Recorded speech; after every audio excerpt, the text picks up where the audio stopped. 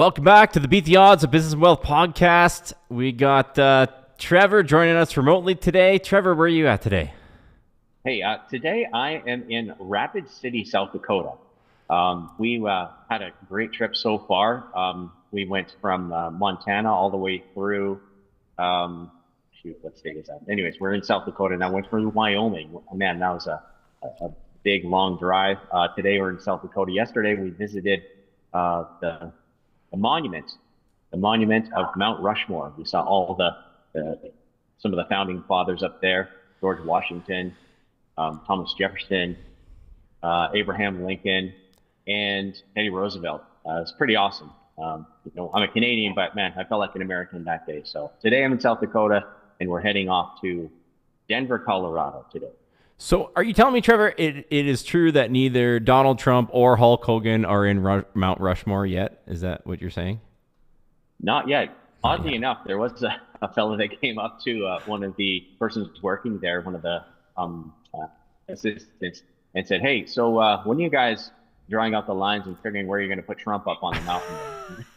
Oh, man. So people are asking, but I don't know if it's going to happen. It's a pretty big project. Right on. Well, glad you're joining us today. We got Lana running the switcher. Say hello, Alana. Okay, right on. So today we're going to talk about how to get $100,000 of income tax-free. A very important step. So this is a really important episode for anybody who is going to buy their first house, for any parent who's going to help their kids buy a first house, or for anybody who's ever going to get divorced in their life. This is extraordinarily important. So those three items. So, where I'd like to start, Trevor, is just like how this changed over time. And this has changed my advice on it. It's changed my outlook over time because, as the rules change, as you get new information, it's like sometimes you need to change your strategy. So, going back into the history books, 1992 was the year that the Home Buyers Plan came out. And the Home Buyers Plan, which is the ability to remove money from your RRSP without triggering tax to buy your first home. At the time in 1992, you could take $20,000 out of your Home Buyers Plan, and you could then remove that without tax, provided it was for your first home. It has to be in the account for at least 90 days, and it has to be, for a home purchase happening within 30 days of the withdrawal. And then after 2 years, so you'd have kind of a 2-year payment holiday, then over the next 15 years, you can pay back the RRSP. But because of the time value of money, the longer and longer you defer it, the more it gets to, a straight out tax savings. Okay. So that's where we were in 1992. Then you fast forward where things really start cooking, right? And we've talked about this on the show where, the change in the monetary system, the acceleration of the increase in the M2 money supply. 2009, so right after the great financial crisis, they moved the goalposts on the Home Buyers Plan from $20,000 to $35,000. There's a little bit of an interim step where it went from like 25 to 35, but that's neither here nor there. Ultimately, it landed at $35,000. Okay. Then you fast forward to 2024. Okay, to 2024, where the Home Buyers Plan went from $35,000 to $60,000 was the withdrawal limit. Okay, so you're basically talking a 3x. You're talking a 3x in that time, and home prices, kind of reflected that. Like home prices were increasing at kind of a similar rate, right? But then concurrently, what's happening is there's also a new program called your First Time Home Savers Account. And so the First Time Home Savers Account is different in that you can also, contribute to it and get a tax deduction, and you can take it out, okay? But when you take it out, you can avoid the tax on taking it out. You do not have to put it back in. It's a one and it's a one and done, and it's different in that it does not have a withdrawal limit. It has a contribution limit of $8,000 per year and a $40,000 lifetime limit. Okay, so Trevor, in your experience, working with clients, getting mortgages. How many of them do you think are aware of this or truly maximizing this opportunity? Well, I don't know if enough people are taking advantage of it. I've worked with a couple of people in the last couple of years here who have done that. We did that ourselves. We used our FHSA and our RRSPs in order to purchase our home. But I think more people need to be aware of these devices that have been put together by the government to actually help people save up for a home. Now, that being said, even though you have those contribution limits and you've got these programs that are set up for you to be able to win, I think where the problem lies is people actually having the money to invest in these things. Okay, so you can, from what I remember, you can set up you set up an FHSA in Wealthsimple, and you can invest in stocks and whatever through there. You totally can, but people need to, actually get started setting these things up. Don't necessarily have to go to a major bank. You can go through Wealthsimple. I believe you can go through Questrade and set these up on a self-directed account, and you can actually do some investing with it. So you're getting some gains while you're putting some money away for saving for that house. So I think that's a good thing for people to do, but I don't know how many people are actually taking advantage of it. And if they have the extra money to be able to take advantage of it. But I think if you start off, like you say, $100 a month, like that's something, right? And how long are you allowed to have? That's one thing I don't know is how long can you keep that first home savings account open for? I believe you can actually keep it open until you're 71 years old, Trevor. It's like it's actually Okay. Longer than you would 71. actually probably want to use the program. But once you get that locked in, I think people are underestimating. And you brought up a good point too, Trevor, because you owned a home in the past, but then you weren't a homeowner, right? And so most people think like, okay, I bought my first house, I can never use this again. It's like, not exactly. It's like anyone who has not owned a home, or they or their spouse has not owned a home in the 4 preceding calendar years. So at any point in those 4 preceding calendar years is now considered a new home buyer again. And so some people get out for various reasons. They get out of the housing market, and then they get back into the housing market, and they just assume, well, I've owned a home before, so I'm not a first-time home buyer. When in reality, you are, right? You are, according to the technical definition. And then the other big one, this wasn't your scenario, Trevor. You were out of the home market and then back into the home market at a later date. But unfortunately, in this day and age, 50% of the population gets divorced. The minute you get divorced and you no longer are the one who owns that home, like that person is no longer your spouse and you don't own that home, you essentially immediately requalify, and you don't even actually have to go through the 4-year waiting period. So a lot of people find themselves never expecting to be a new home buyer again, and all of a sudden they are a new home buyer. And so it's not just the quintessential, you think about the person who's, the young person buying their first home. It's the person who is out of the housing market now re-entering back into the housing market. It's the person who, because of a marital breakdown, they become divorced, they become a new home buyer again. And then the last step in the cycle, it's like eventually it's the parent who has a child, and they're going to help their kids enter this housing market. All of these people can be getting $100,000 of income tax-free.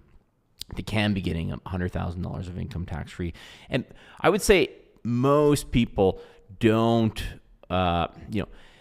they kind of ignore it because it sounds complicated and maybe they think it doesn't apply to them. And probably a lot of them are disillusioned from the bank process. But you mentioned something, Trevor, providers like Wealthsimple, Questrade, where people can get started down these paths of $100 a month, right? And this is like my baby step. You steal a page out of Dave Ramsey's book where I just think everybody needs to have at least $100 a month going out of the fake fiat currency into real desirable assets, because it's a habit. It's a habit that people need to start. I don't think they should be investing significant sums before they pay off their high interest debt. So that's debt that we reasonably can't outperform in an investment product. But, until people start getting that $100 a month, I don't think they're all that motivated to pay off debt because they don't see the light at the end of the tunnel. they don't see it. And so why those providers are so significant is, when I started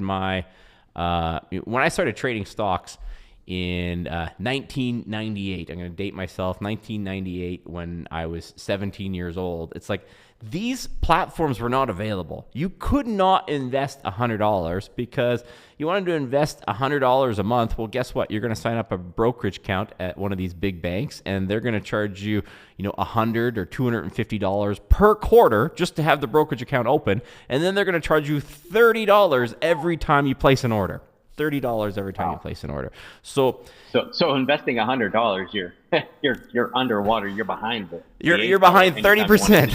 You're behind 30%. So these things are. So people think that these, they think it's like I have two options. I go to the bank and I'm pretty sure that the banks aren't giving me the best advice. I'm pretty sure these banks are out for themselves, or, I don't have enough money for it to be to me. But today, like, there are platforms available where, someone with whether they can max out these contributions and hit the ground running, or they only got $100 a month. It's like these platforms do exist. They do exist. And it has changed my view on where people should go for their first initial real estate purchase. Because when it was only $20,000, we know that the currency is expanding. We know that the money is moving from the people who do the work to the people who own the assets. So the longer you stay out of the housing market, the more difficult it is to participate in that appreciation upwards. But because you could only save $20,000 effectively. But now we've gone from $20,000 to $100,000. We went there in relatively short order.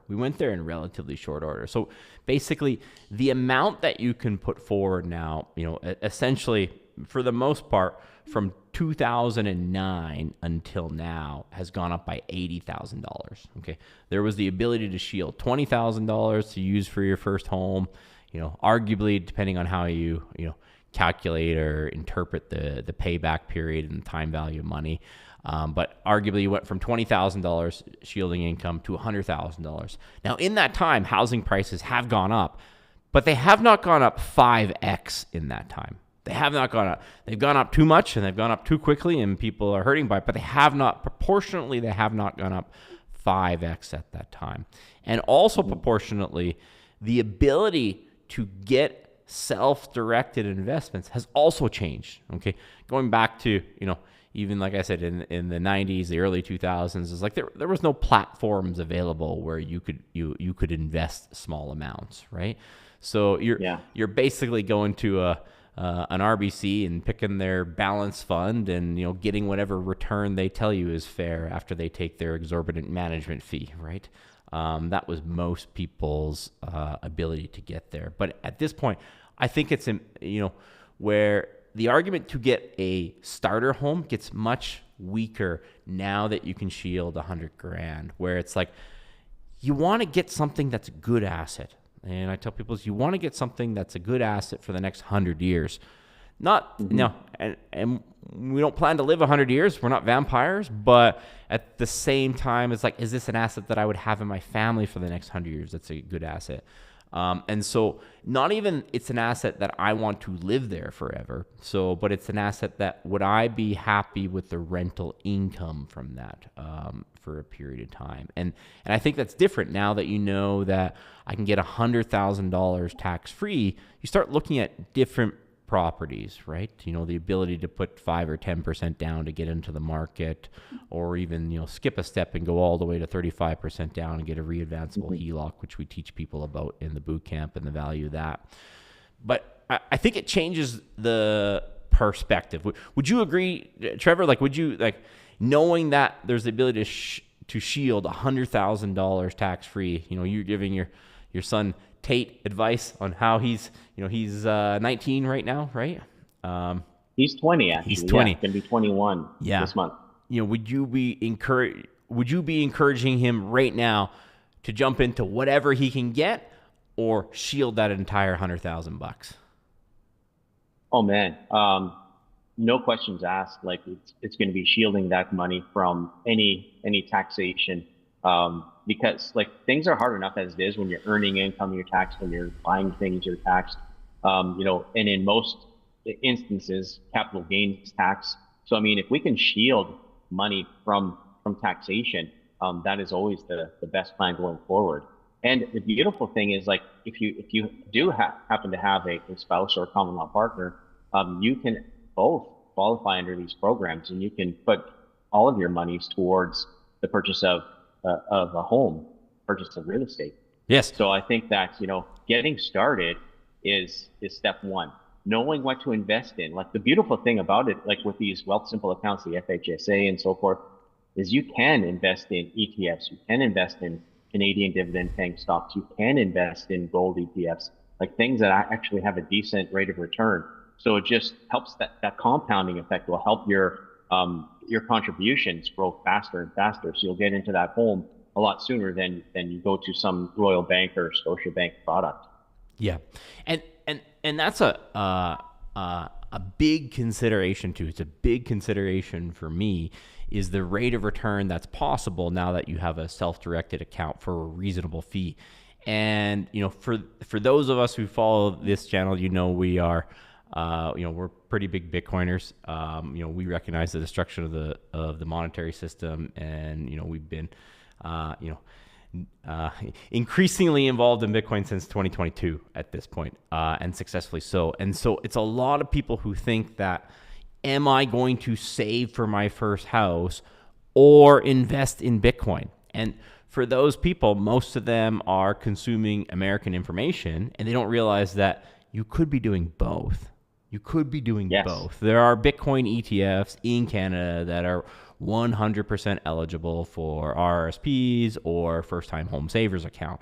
And so, there are going to be people, probably some of them that are our clients, who are going to end up putting money in an FHSA and withdrawing it at significantly higher valuations. That is because remember, your RRSP is basically a withdrawal limit. You have a $60,000 withdrawal limit, but the FHSA is $8,000 a year for 5 years. You get your $40K.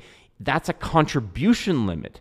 If that thing goes up 2x or 3x or 4x, you can take it all out tax-free. Okay, so and that's the beautiful thing about it, like bringing all that money out tax-free, and you can put it towards a home, no penalties, no taxes. It's just, man, a good step forward for anybody who wants to get into the market. So when they talk about people not having hope for their future, not having hope of home ownership, get started today. And if you really want to know what things you should be investing in, you got to get a ticket to the bootcamp. We only sell out like 130 tickets, so like, time is of the essence. Get on board. The next one's in November. That's right. And so just a little plug there.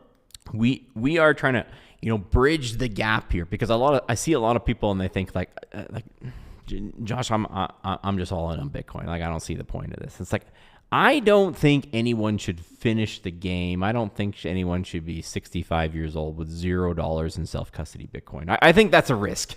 Like, I think that's a risk, in having zero self-custody Bitcoin. But I mean, what is the risk that you're going to be canceled from the financial system if you're a 19-year-old kid saving for your down payment? Like, you're not on anyone's radar at this point.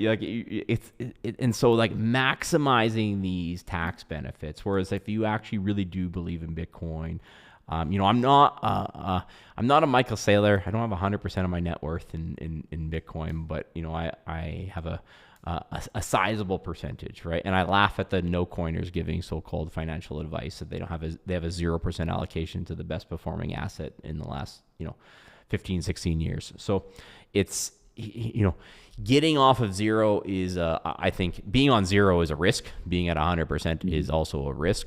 But taking an allocation, when you're first starting out, the holding self-custody Bitcoin doesn't probably have doesn't make the most sense, because there's some better tax vehicles to hold the paper Bitcoin, to hold the ETFs. And quite frankly, you just don't have enough, you don't have enough net worth that you're really worried about the catastrophic. The goal is to get a sizable enough net worth first, and then get some of it as insurance off the financial system. And so, for the young people out there saying, it's like, I don't believe in any of it. I think, Bitcoin is better. I don't want to buy a house. Like, well, you could be saving for both. You could actually be saving for both because, if you do think, it's going to have a crazy return, you could just withdraw it for that. You could take a mortgage against it and buy back your self-custody Bitcoin after. So, these are some parameters. And I think it's also important for the people who are helping their kids buy a house too. Don't be impatient about this process, right? Don't be impatient and don't be reactive, be proactive into this. It's like, am I going to help my kid buy a house someday? If so, maybe I should be looking at, instead of gifting them all at once, gifting them periodically over time so they can at least make their contributions to their first time home savers account, and making sure that my kid can get $100,000 of income tax protected. And even though they have very little income, they pay little tax on that. People don't really understand how tax filings work sometimes, that you can essentially defer deducting the contributions to a later year to RRSPs. So,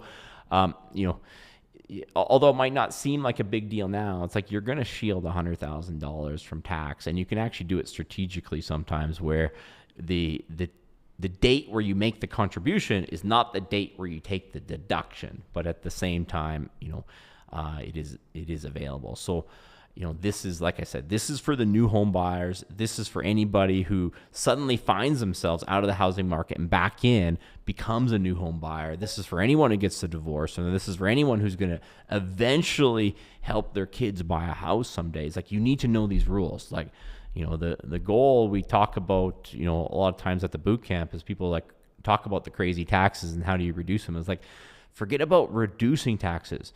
First, look for all of the opportunities you can do to make income 100% tax-free. Like, what are our tax-free options first? Not a little bit cheaper. I mean, they're tax-free first. And this is one of them.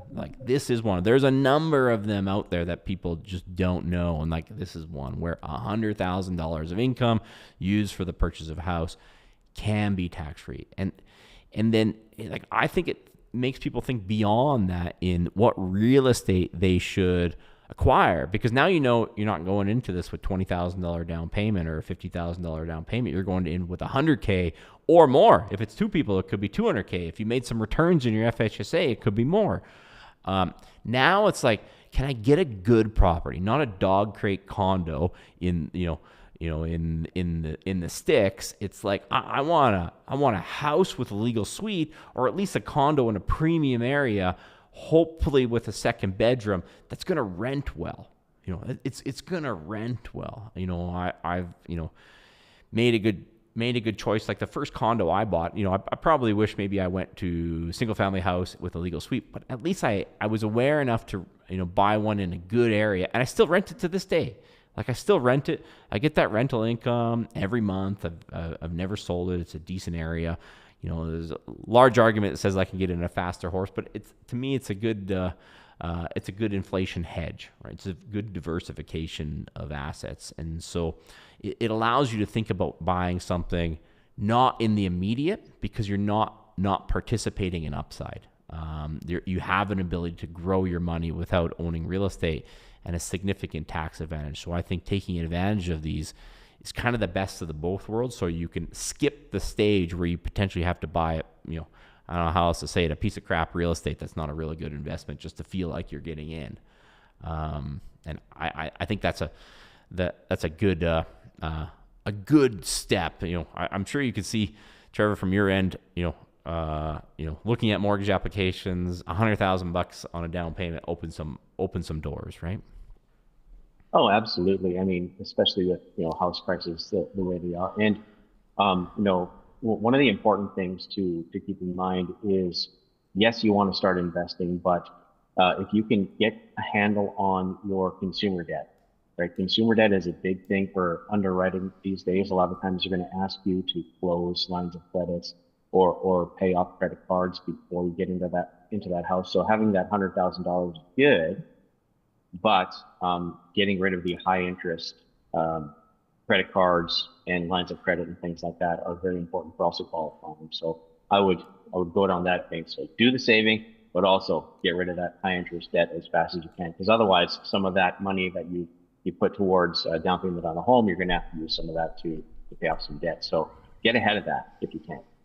Yeah, generally speaking, like once we get around, 10% in debt, anywhere near even 8-9%, we don't reasonably think we can get, we don't really reasonably think we can get a rate of return bigger than the interest that we have. And so for most people, their opportunity to get good financing is the real estate, where we can start getting at, prime or, around prime or a little bit less than prime. Maybe they get a car loan, but I would suggest that the early stages in your life, it's like getting a car loan before you've secured real estate is the wrong order for sure. Like it's the wrong order of operations. You don't want that car payment while you're qualifying. So even though you might be able to get a car loan at 4% and have some extra capital to invest at 10, the purpose was, why the heck did you buy a car that expensive at that point in your life to begin with? Like, to me, like I think car loans they're more of a boutique thing that people, when they have significant passive income, should look at, as opposed to like, I have the money to buy it in cash, but I'm choosing not to because I'm getting this rate of return, not when I'm in the come up sort of end of it, right? Yeah.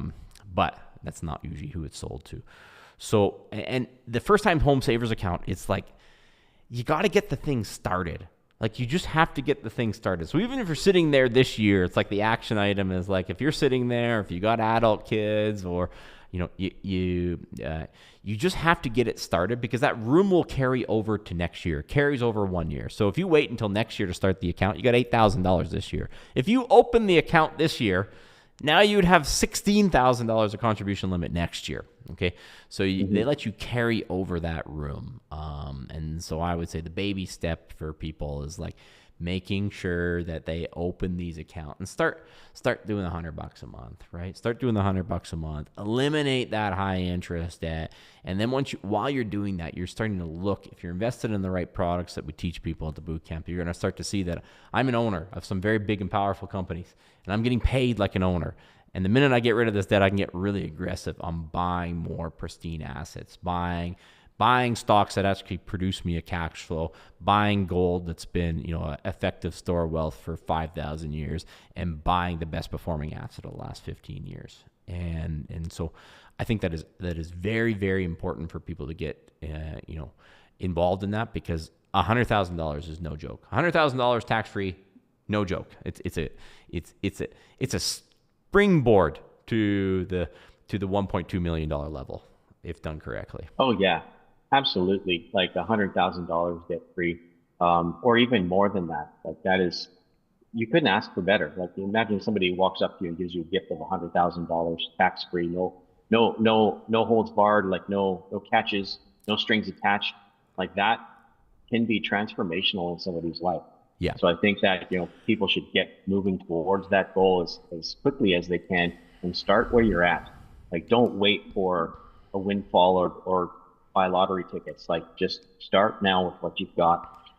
And if you're a young person who is still living at home, don't go out and buy that fancy car. Don't go and spend all your money on fancy dinners and handbags and stuff like that.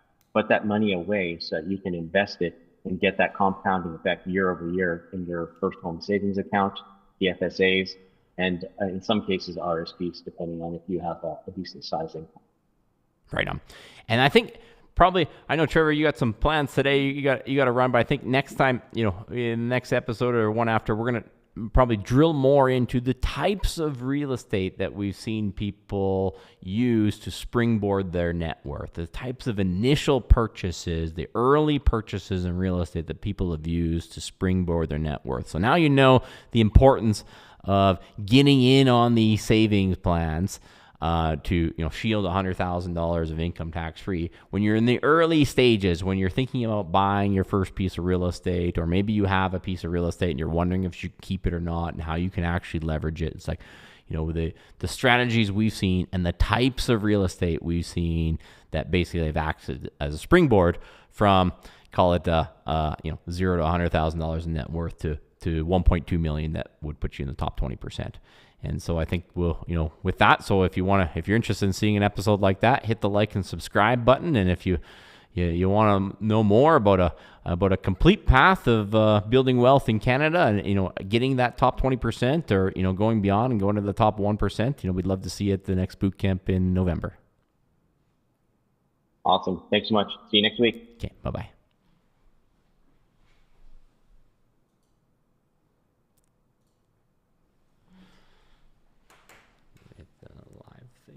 Okay, we'll see you later, guys.